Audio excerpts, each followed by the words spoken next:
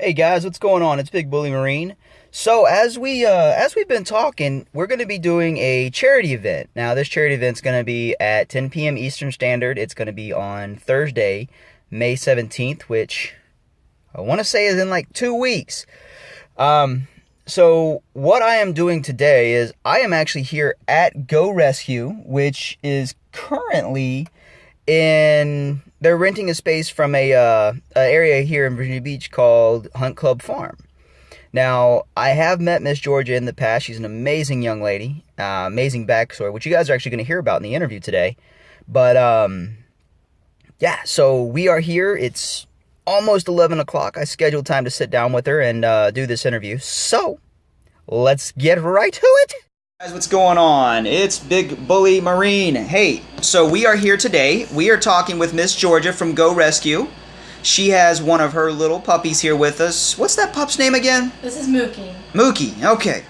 Mookie is a feisty little chihuahua, but Miss Georgia is going to tell us a little bit here about Go Rescue. This is the group that we're actually doing the charity event for today. So, Miss Georgia, Yes. with Go Rescue, how did you, out of everything that you could have done, a rescue, why? Well, I was a wedding photographer, and I picked up a dog off the street one day and couldn't find his owner, so I found a home for him. And I just really liked that feeling of helping this animal. So I started doing rescue. I had the means, I had the time.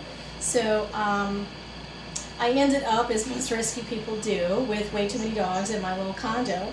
So we moved to a house in the country so we could have a safe place for them to be until we found the right home for them.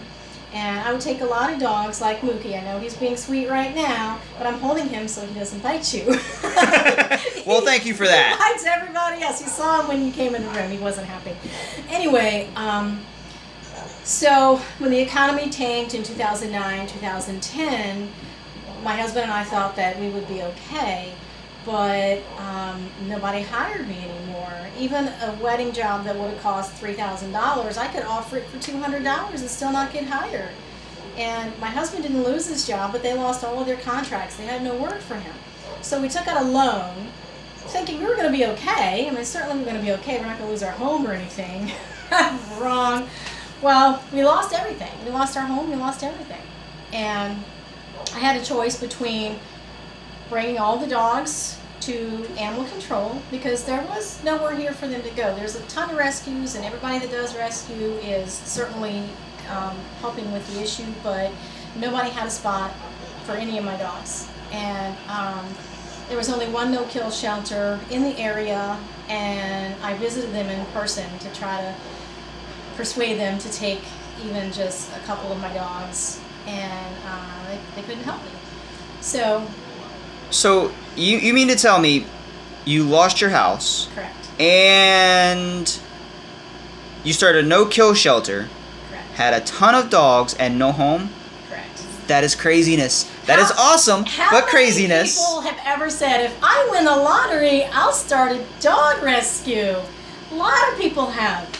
How many people have you ever heard say, if I lost everything I own, I'd start a dog rescue? Not a one. I've heard a ton of the lottery winners, but Well, this is what happened. Okay, my story start with this is what happened. I went to the SPCA to beg them to take any of my dogs, and I mean any of them. It was just a matter of, it was just a matter of how many of my dogs were going to die, and so I was going to try to get as many to safety as I could. And sitting in the SPCA parking lot, absolutely in tears, as I am now, because it brings me right back to that moment. I looked don't up cry. and I saw a sign, and it was an old building and it was just the garage portion of the building, and it was for lease.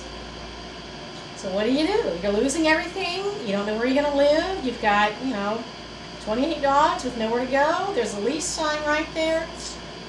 So I figured I look pretty trustworthy, so I signed a 2-year commercial lease on this building. Told my husband, when I get arrested in about a month, when he figures out that I don't have the money, call the news. My plan was I get arrested, he calls the news, and we try to figure out rescue for some of the dogs, because now it's going to be spotlighted, so maybe some rescues or shelters would all of a sudden be interested in these particular dogs. And in the meantime, I had a month to try to figure out how to get some of these dogs to a safe place. Well, that's not what happened. What happened was the state vet came and knocked on my door. I wasn't even in the building yet. We didn't even have dogs in the building yet. And she was knocking on my door. Well, you can't just be in a garage and call yourself a dog shelter. You have to have interior walls, which means windows and doors. You have to have a mop sink. Oh, you can't do your dishes in the mop sink. And technically you can, but according to her, you can't. I was going to. But you have to have a separate sink for that, which means you have to run plumbing. You have to be able to do your dog's laundry, because it generates a lot of really dirty laundry, which means you have to run more plumbing. Oh, and you've got to upgrade the electrical to support that. I couldn't even buy pizza. How are you supposed to do that? Anyway, so let me show you. See what we got here. The boxer on our logo, right here, his name was Hendrix. He was a handicap, oh, did you get that? Yeah, I got it. He was a handicapped brain damaged boxer that I saw on Craigslist. They were begging for somewhere safe for him to be 2 years before we lost our home. Mhm. And I contacted the people and said, get him off Craigslist, he's going to be bait. And she didn't know anything about bait dogs or people looking for dogs like this to use as bait. So I took Hendrix. 2 years later, we lost our home.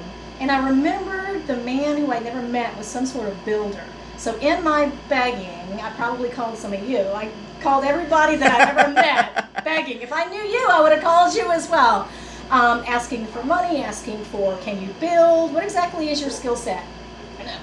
Well, I called Rod Rodriguez with Bay Mechanical. Well, it turns out he owns Bay Mechanical, and I'd had his dog for 2 years. And he came in, and he told me everything that I needed to do. I had even taken a magic marker, drawn a line on the floor where I needed a wall to be built, like it was just going to grow from the magic marker. Anyway, he told me, you need this and you need that, and I did the ugly cry, scream at him, and I'm like, I know what I need. I need somebody to help me make it happen, though. Just telling me what I need isn't helping.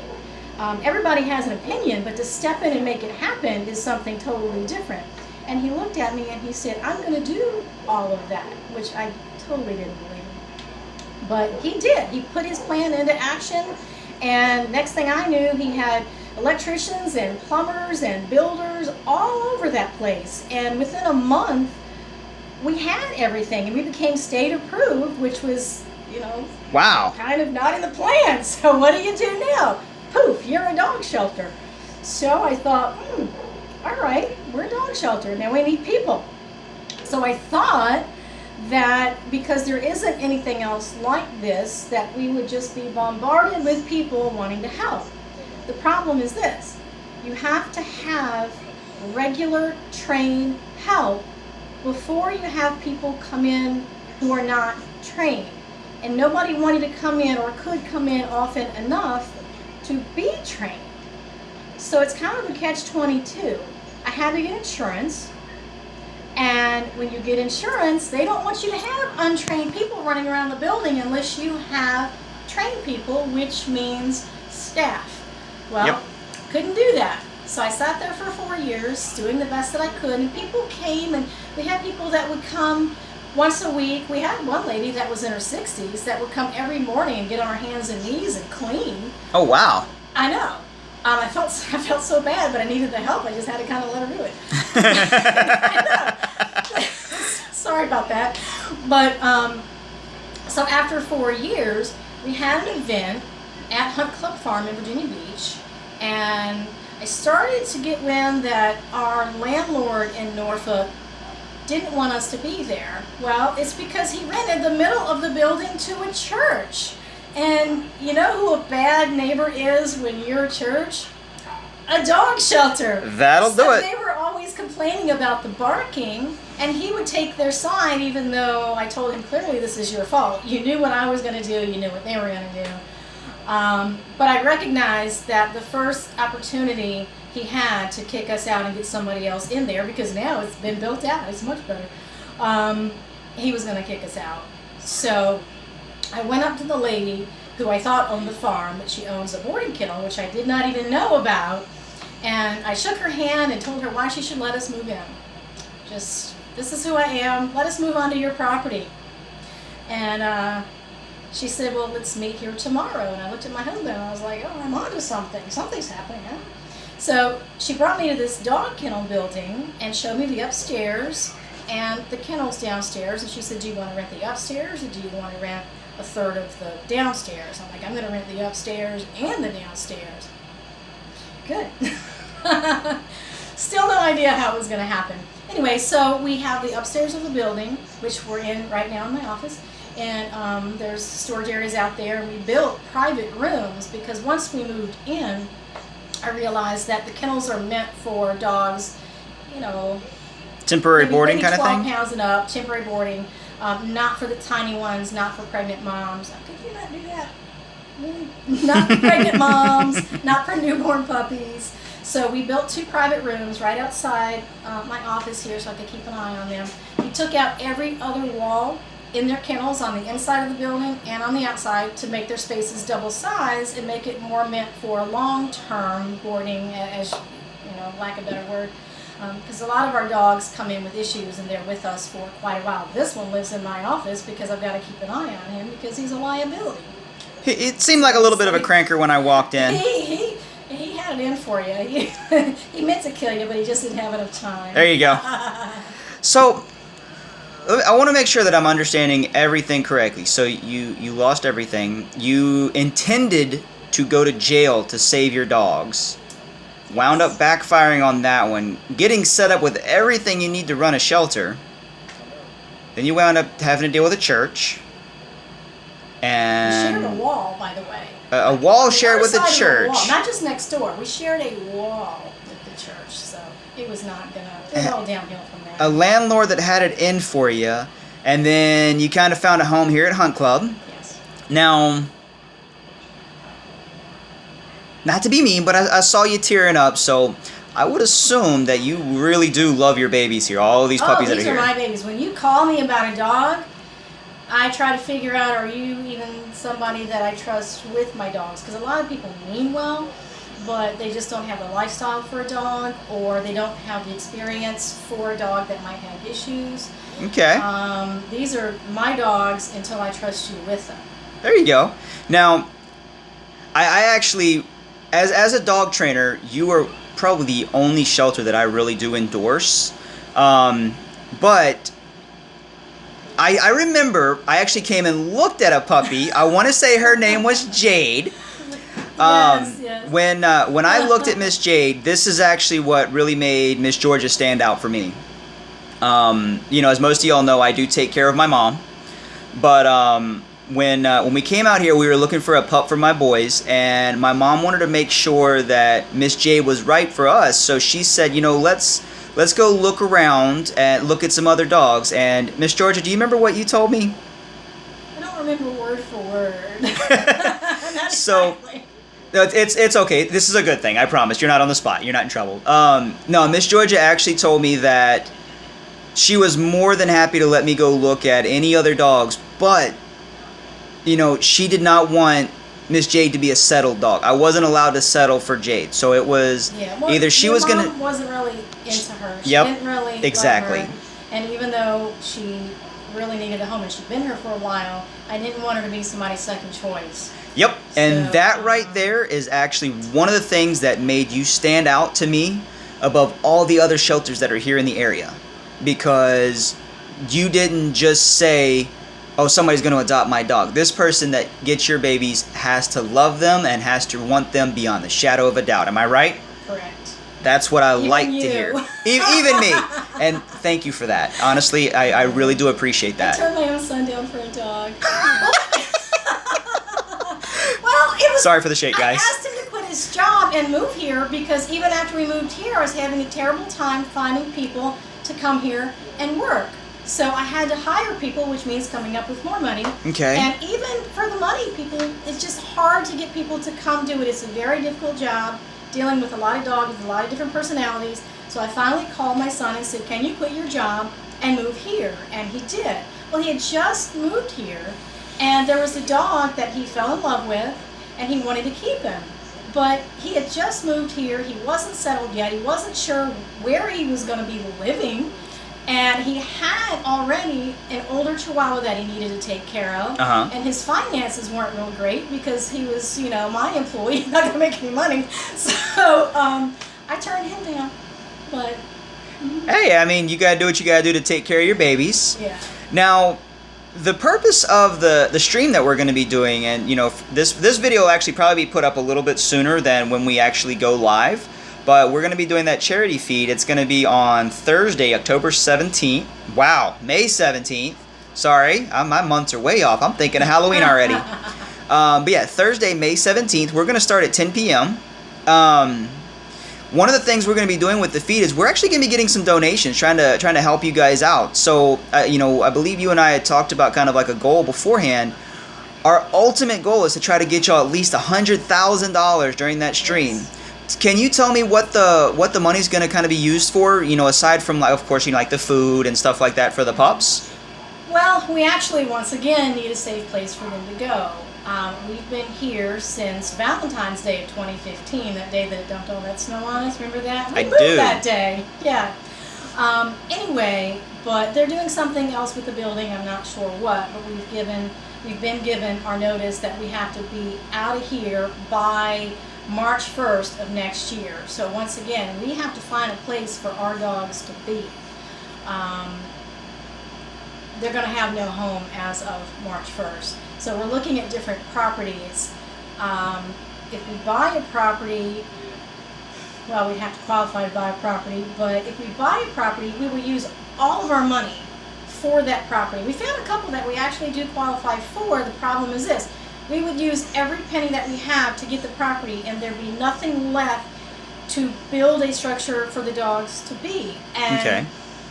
It doesn't come ready with a structure. So once again, there would be nowhere for them to go.